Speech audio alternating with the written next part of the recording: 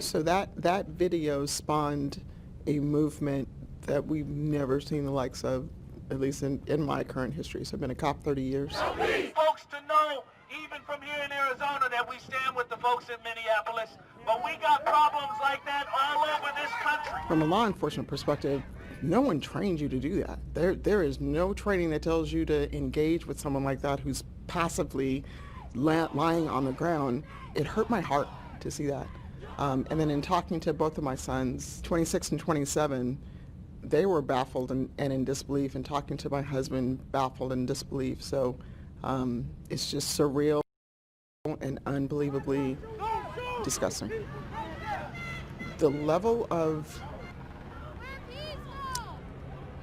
voice that we're seeing now is unlike anything that the world has ever seen.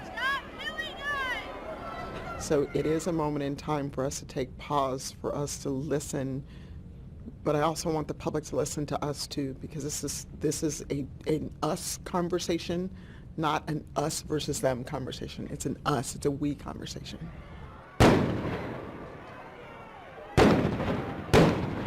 So the tear gas and the pepper is only used when we're met with a level of force where people are throwing rocks, bottles, fireworks, and other devices that catch things on fire. I think anytime we have to meet things with a level of force, that's always a challenge.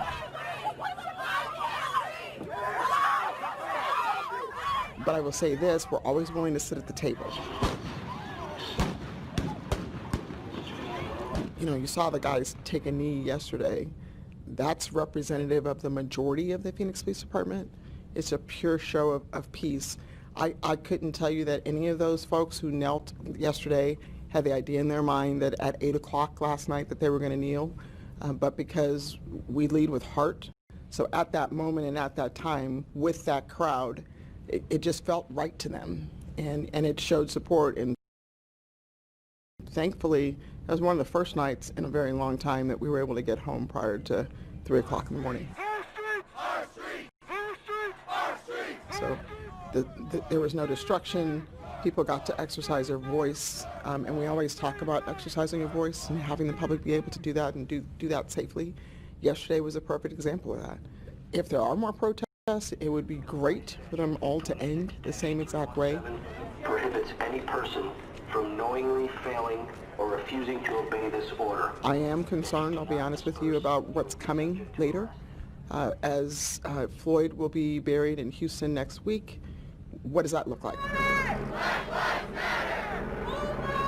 Is that more protests? Is that more angry protests with destruction and criminal activity? I don't know.